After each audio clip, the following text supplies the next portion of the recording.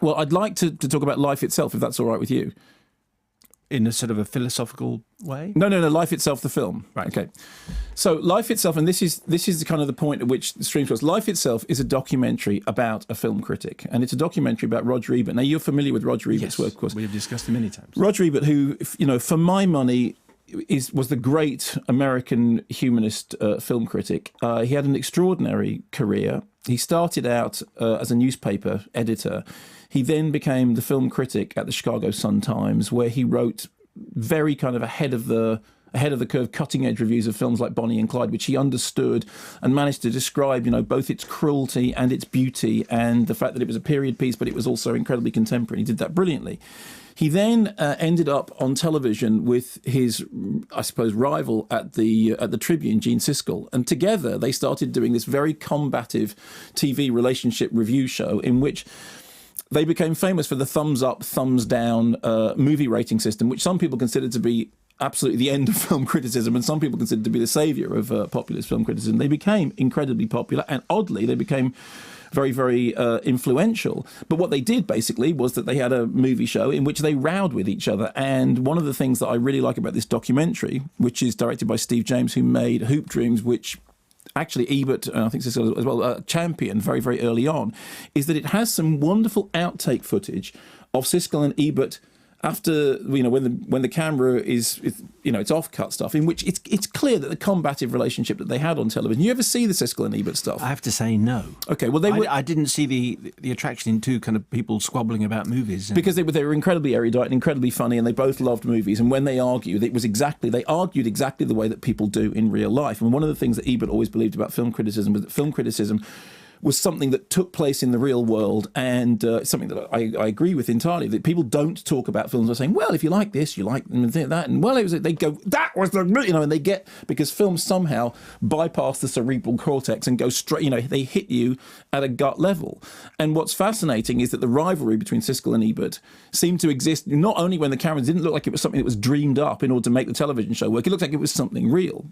All the time this was going on, Ebert himself was making it his business to champion rising filmmakers, to meet other film critics. He's a fan. He loved going to film festivals. He was furiously interested in cinema and absolutely passionate about the idea that cinema was really a way of talking about ideas, of people having a conversation. As far as he saw it, movies were a conversation, and they were, at their best, a way of celebrating all that is best about humanity. And there was if you read Ebert's criticism, it's very interesting, because he has this fundamental humanist core, which is all the time asking, what is the film saying? What's it about? What's it really dealing with? And he had a brilliant way of writing that kind of combined personal experience and combined what he knew about the world with how he understood the world through film. In the course of the documentary, which has later on in his life, Ebert had these extraordinary health battles. He lost the whole of his lower jaw to cancer.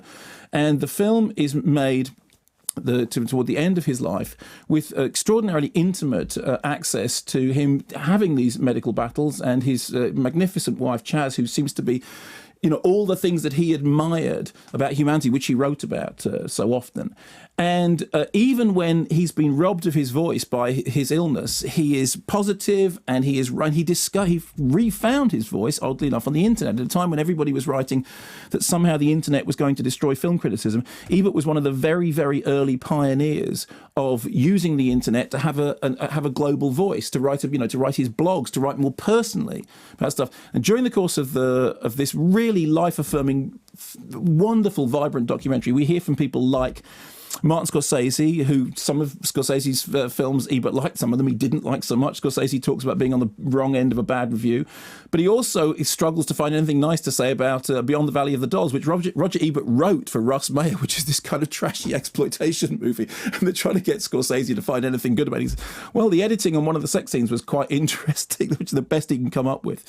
And then they have Werner Herzog, who, as Herzog does, he was a soldier for cinema, and talks about this kind of epiphany of walking down Hollywood Boulevard, because not only did Ebert have a Pulitzer, he had a star on Hollywood Boulevard. It's impossible to overestimate the cultural significance of it. So on the one hand, what you have is a documentary which is about film criticism moving from print to television to the internet. And I think for me, that's really, really interesting. You also have a documentary about a life which is basically lived and mediated through cinema.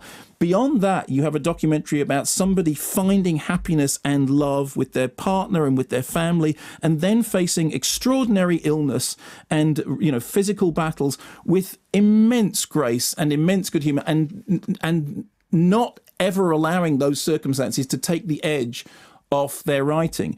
On a personal note, I wrote something about 3D, and it was me having a go, as I always did. And Roger Ebert retweeted it, and he said, "Oh, this is quite funny," or whatever it was. I've never been so proud in my whole life as to be retweeted by Ebert. I mean, I'm not alone, because he was hugely supportive of other film critics, hugely supportive of anybody writing about cinema. The man was a legend. The film, I think, does him justice.